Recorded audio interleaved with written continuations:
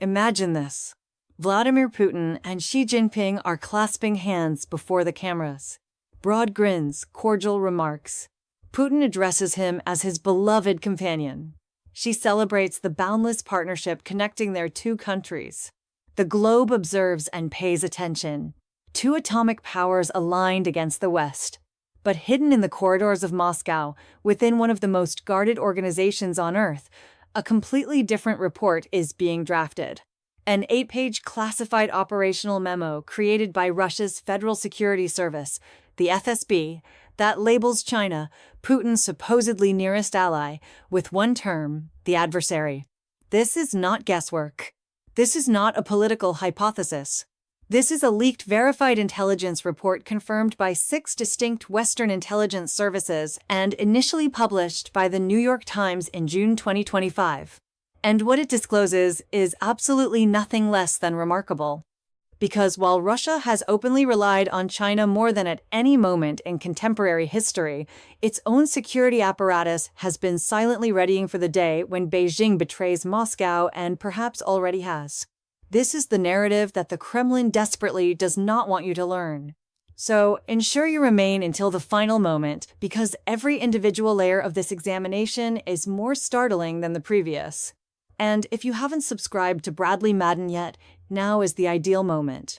Press that subscribe button and the notification bell immediately so you never skip a story like this one. Let's begin from the start. When Russia commenced its full-scale assault on Ukraine in February 2022, the geopolitical repercussions were instant and harsh. Western countries acted in unison, severing Russia from the international financial network, freezing hundreds of billions of dollars in Russian holdings and enforcing thousands of comprehensive sanctions intended to suffocate Moscow's economy. In a span of weeks, Russia became the most penalized nation on Earth. And still, Russia endured, not due to its own durability, but because of one nation that declined to participate in the economic conflict, China. Beijing became Moscow's singular most critical support system. China consumed enormous volumes of Russian oil and gas at a period when European purchasers were stepping away. According to Bloomberg, China's purchases of Russian crude climbed to unprecedented levels throughout 2023, frequently at significant discounts that both parties quietly arranged. Beyond energy, the commercial relationship between the two mushroomed in breadth and magnitude. As documented by Reuters, Chinese shipments to Russia jumped approximately 47% in 2023 alone. That number encompasses not merely consumer electronics and manufacturing equipment. It encompasses dual-use parts, microprocessors, and technology that ended up inside Russian weapons platforms. By early 2025, according to Ukraine's Foreign Intelligence Service, Chinese electronics comprised approximately 80% of the parts discovered inside salvaged Russian drones on the front lines. Beijing rejected the claims, describing them as baseless and politically motivated. But the statistics speak clearly. China has additionally been Russia's most reliable diplomatic protector. At the United Nations Security Council, Beijing consistently abstained or blocked resolutions targeting Moscow. When Western pressure intensified, Beijing faulted NATO and Western expansionism as the fundamental origins of the hostilities. So, on the exterior, the partnership appears robust, seemingly unbreakable. But inside Russia's counterespionage headquarters, a vastly different portrait was being sketched. Just 3 days before Putin issued the command to attack Ukraine, the FSB discreetly launched a new covert initiative. It was codenamed Entente. And here's what renders that designation profoundly ironic. The term Entente describes a diplomatic understanding between amicable powers. But this initiative had nothing amicable within it. Its exclusive purpose was to combat Chinese espionage within Russia. The 8-page operational document that outlined this initiative was generated by the FSB's 7th Service, the division expressly assigned to counterintelligence activities against Asian nations with China as its chief focus. The document was acquired by a cyber criminal group known as Ares Leaks, which uploaded photographs of it on Telegram. The New York Times subsequently presented it to 6 Western intelligence agencies, every one of which evaluated it to be authentic. And what it holds is extraordinary. The report depicts a strained and rapidly evolving intelligence struggle in the darkness between the two publicly amicable nations. It cautions that Chinese intelligence organizations are forcefully enlisting Russian officials, scientists, journalists, and business people, essentially anyone possessing access to classified information. And crucially, the document directs FSB agents to never under any conditions publicly characterize China as a danger because doing so, the report states, could produce media coverage with adverse implications for bilateral relations. Put differently, the Kremlin recognizes what's occurring. It simply cannot risk saying so publicly. But to genuinely comprehend why China and Russia persist as covert adversaries despite their very visible partnership, we need to look back. A considerable distance back because this competition is not recent.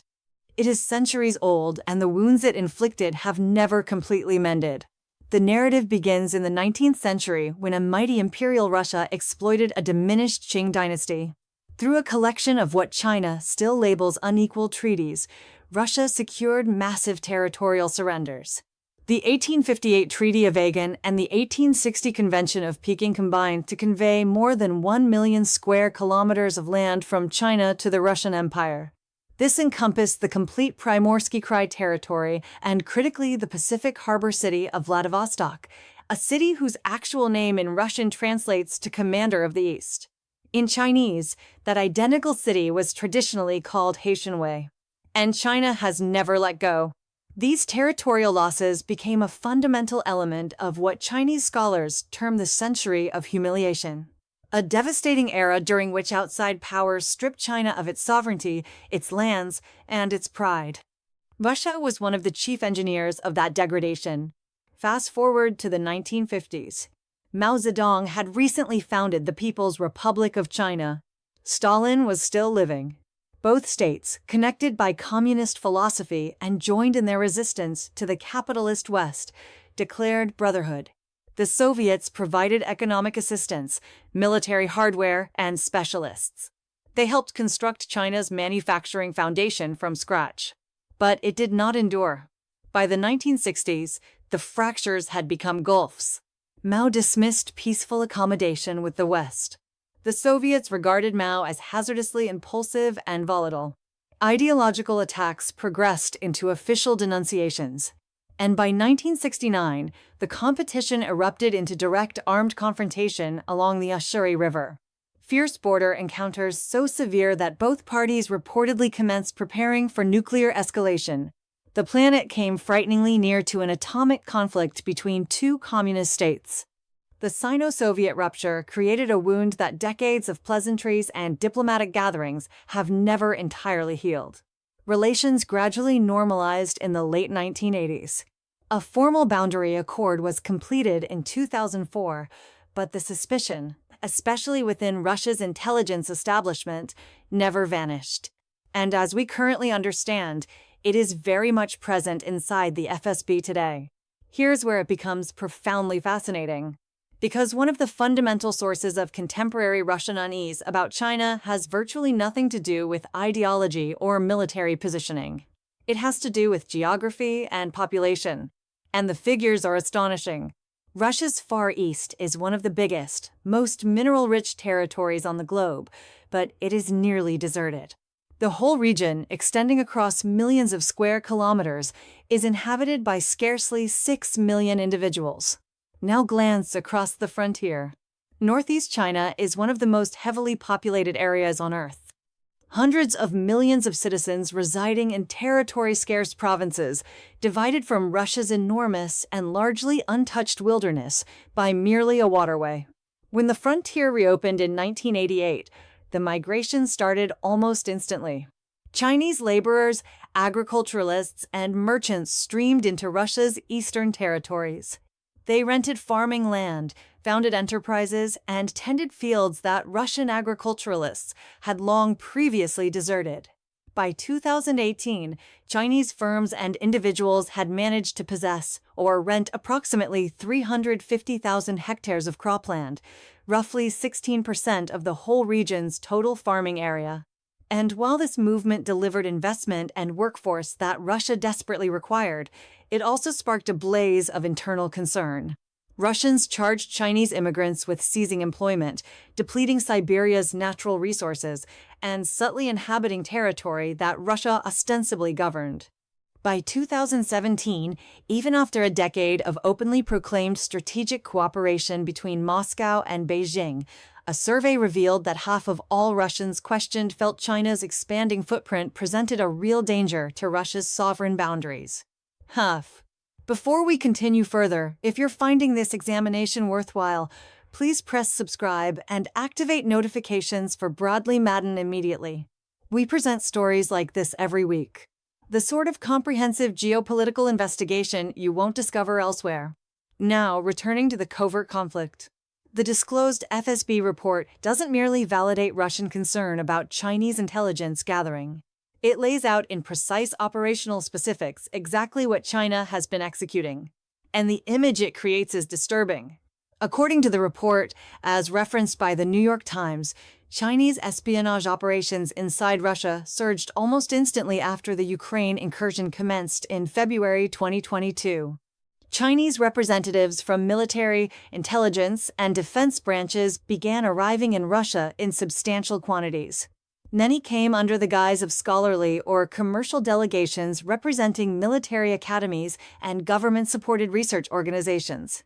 But their actual objective, according to the FSB, was to witness and examine Russia's combat operations directly. Why? Because China's People's Liberation Army has not engaged in a significant conflict in over 45 years.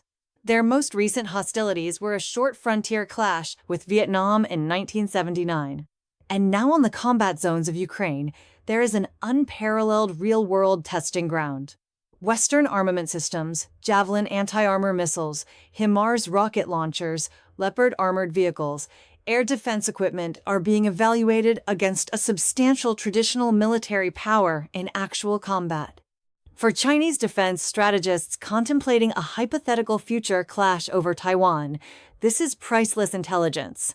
Intelligence they could never acquire through any alternative means. But beyond combat zone surveillance, the FSB report describes something even more concerning. Chinese agents were also vigorously seeking to enlist Russian insiders as compensated intelligence assets, researchers, military officials, media professionals, business figures, anyone with connections to advanced technology or restricted programs.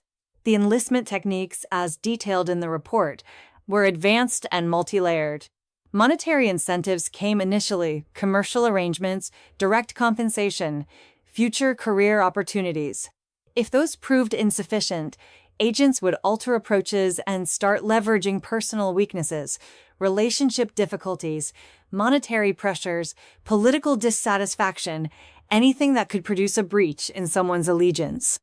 The chief objectives, according to the FSB, were Russia's aviation and military industries, and more precisely a collection of very specific professionals that China urgently desired. Aviators, aerospace technicians, armament developers, propulsion experts, and specialists in aerodynamic design, flight management systems, and rocket engineering. Disciplines where China has traditionally trailed and desperately seeks to narrow the divide. One of the most remarkable specifics in the disclosed report involves the Ekranoplan development program. These were colossal Soviet-era ground effect craft, essentially massive high-velocity aircraft engineered to glide across the ocean surface at minimal elevation. Russia had terminated the program generations ago. But Chinese intelligence expressly identified retired Ekranoplan technicians as premium recruitment candidates, reasoning that their discontinued professions and likely economic hardships would render them particularly susceptible. This is the degree of strategic precision we are discussing. Chinese intelligence was not simply casting a broad net. It was executing focused, deliberate recruitment grounded in a thorough knowledge of Russian administrative and manufacturing heritage. And the campaigns were succeeding. The FSB report indicates that merely between 2021 and 2023, Russian investigators exposed 4 distinct espionage instances involving the transfer of advanced aerospace and photonic technologies directly to China, for verified instances in merely 2 years. And those are exclusively the ones they detected. Consider the situation of Dmitry Kocher, a Siberian photonics researcher detained in 2022. The FSB charged him with covertly transmitting restricted findings to Chinese intelligence. What rendered this situation especially disturbing was the manner of his detention. Kocher was 54 years old and critically sick with terminal cancer. Russian operatives removed him from his medical facility and transported him to Moscow for questioning. He perished in detention merely 2 days afterward, still maintaining his innocence. Then there was Alexander Lukin, an academic from Tomsk, apprehended in 2020 and charged with divulging sensitive projectile technology to China.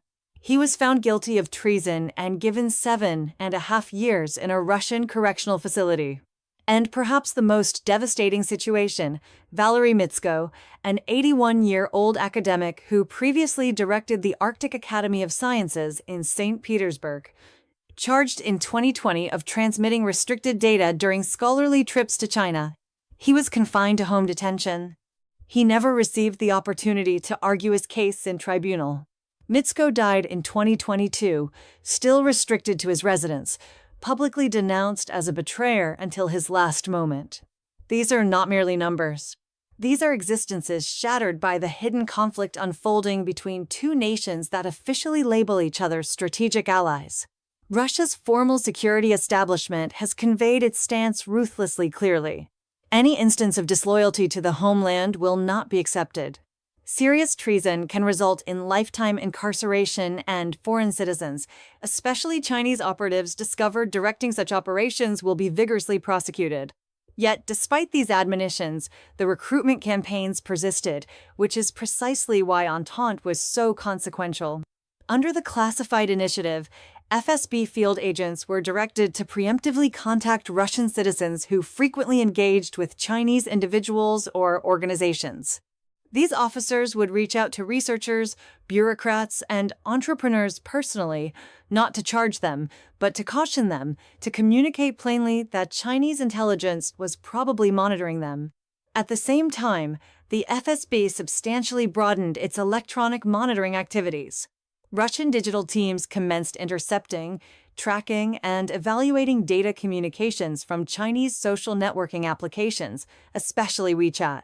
As documented by Euromaidan Press, the disclosed report specifically requires the deployment of proprietary FSB software applications to capture and examine conversations on the application. China, simultaneously, was operating its own corresponding monitoring campaign. As the disclosed report mentions, Chinese intelligence was lie detector testing operatives when they came back from Russia. Chinese officials were additionally tracking the approximately 20,000 Russian pupils presently enrolled in China, searching for anyone who might have been recruited by FSB outreach. Reciprocal monitoring, reciprocal distrust, a hidden conflict concealed beneath the diplomatic pleasantries. But there is another facet to this competition that extends beyond intelligence gathering.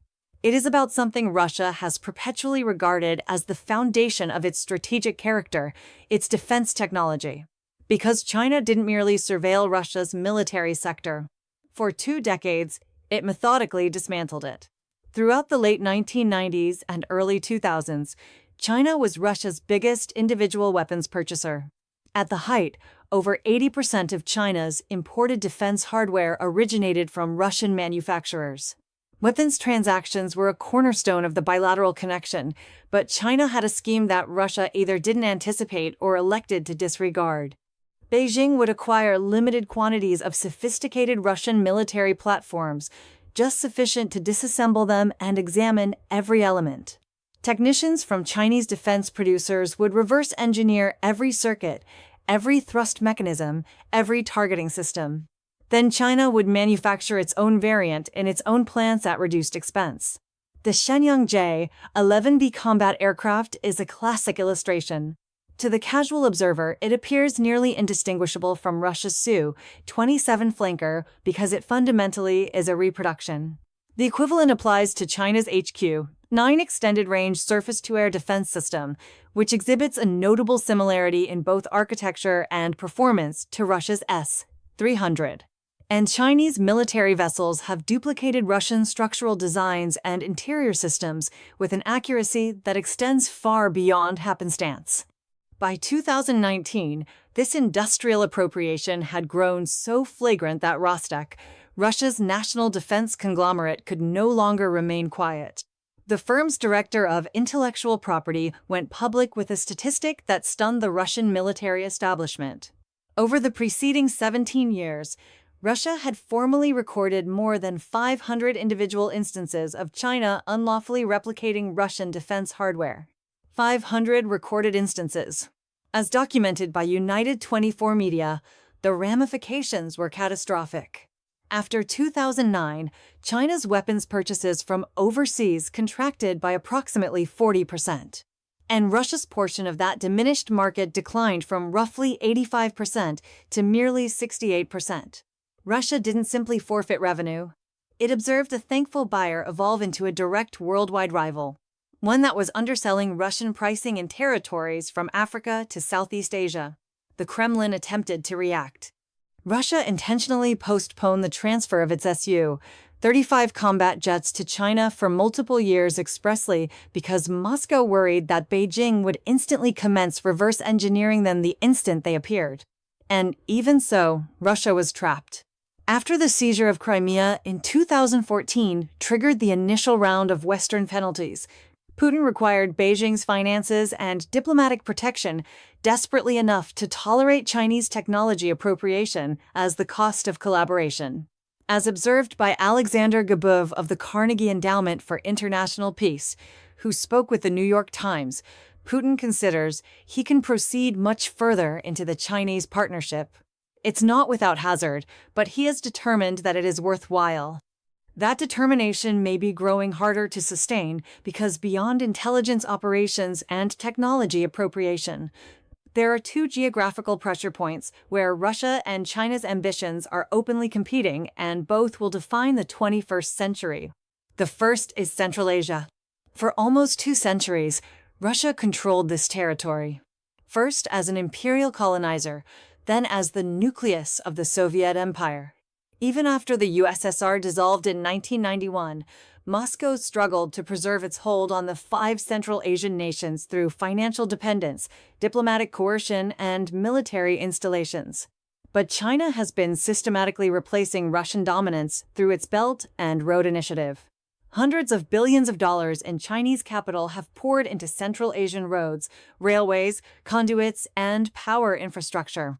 By 2020, China had formally surpassed Russia as the leading commercial partner for each individual one of these 5 countries. For years, Beijing maintained it was not contending politically with Moscow in Central Asia. China concentrated on commerce. Russia concentrated on defense, an unspoken arrangement of responsibilities that preserved harmony between them. But that understanding is now evolving. In 2023, China organized the China Central Asia Summit in Xi'an. All 5 Central Asian leaders were present. Xi Jinping individually greeted them. Russia was not included. Moscow observed from the periphery as Beijing deployed cultural outreach, historical references, and financial leverage to assume the position of Central Asia's most significant partner. The disclosed FSB report verifies that Moscow recognized and was troubled. According to the report, Beijing has initiated a fresh approach to broaden Chinese cultural influence in Central Asia, executing it through what the document labels humanitarian programs, Confucius Institutes, academic grants, Chinese language broadcasting initiatives, and cultural advancement campaigns engineered to attract loyalty and support away from Russia. And China is assuming security functions as well. As documented by Intel News, Beijing has constructed a counterterrorism facility in Tajikistan and has provided drones to several Central Asian armed forces. China is now a defense participant in Russia's sphere of influence, too. The second geographical tension point is the Arctic. Russia possesses the longest Arctic shoreline of any country on Earth, exceeding 24,000 kilometers. For decades, Moscow has invested heavily into the Northern Sea Route, a naval passage that, as polar ice keeps melting, is swiftly becoming one of the most vital trade corridors on the globe. According to the U.S. Geological Survey, the Arctic seafloor contains an estimated 48 billion barrels of petroleum and 43 trillion cubic meters of natural gas. The northern sea route can reduce transit duration between Europe and East Asia by roughly 2 complete weeks compared to the conventional pathway through the Suez Canal. China seeks access. Beijing has officially proclaimed itself a near-Arctic nation, a classification with no foundation in international law, but which communicates its desire to participate in Arctic administration and resource extraction. China seeks passage through the northern sea route to reduce its transportation expenses and diminish its reliance on exposed naval bottleneck areas in the South China Sea. Russia was traditionally opposed. But then the penalties arrived, and abruptly Russia required Chinese capital and knowledge to continue advancing its Arctic energy developments. When American Petroleum Services Corporation Baker Hughes departed from Russia's Arctic LNG-2 construction project following the assault on Ukraine, it was Chinese collaborators who intervened to sustain the venture. The advantage had transferred, and the FSB report makes evident that China recognized this completely and capitalized on it intentionally. Even more troubling, the disclosed report claims that Chinese intelligence has been utilizing Arctic research facilities, scientific polar vessel missions, and extraction companies as fronts for espionage collection activities.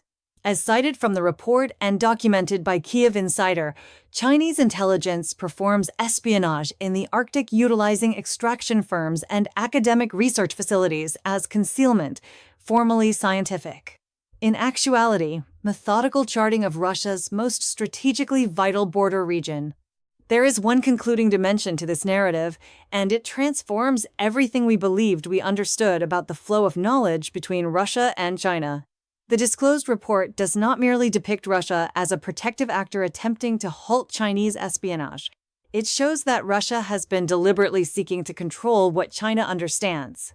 According to coverage by AI Discoveries, the report outlines a deliberate FSB approach to provide Beijing selectively favorable data about Russia's performance in Ukraine, influencing China's understanding of the war to prevent Beijing from losing faith in Russia's combat effectiveness.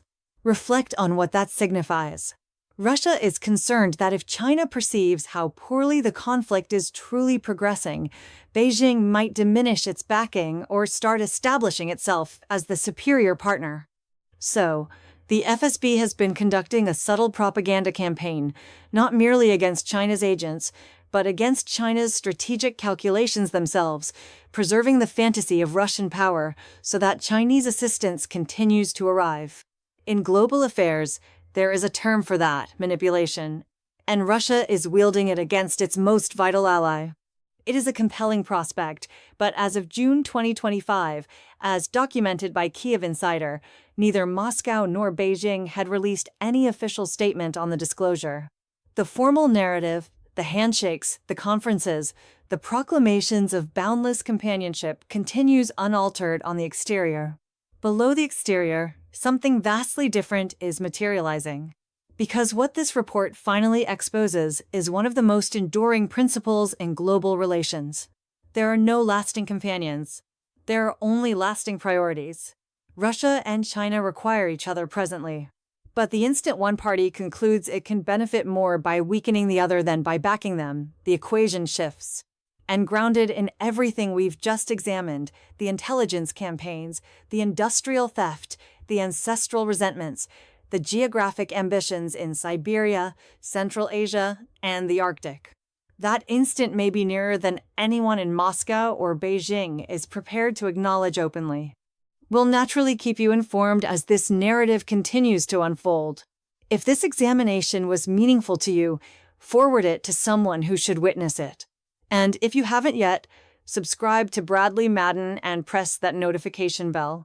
This is the sort of coverage that conventional reporting hardly touches the depth of, and there is much more approaching. Thanks for watching.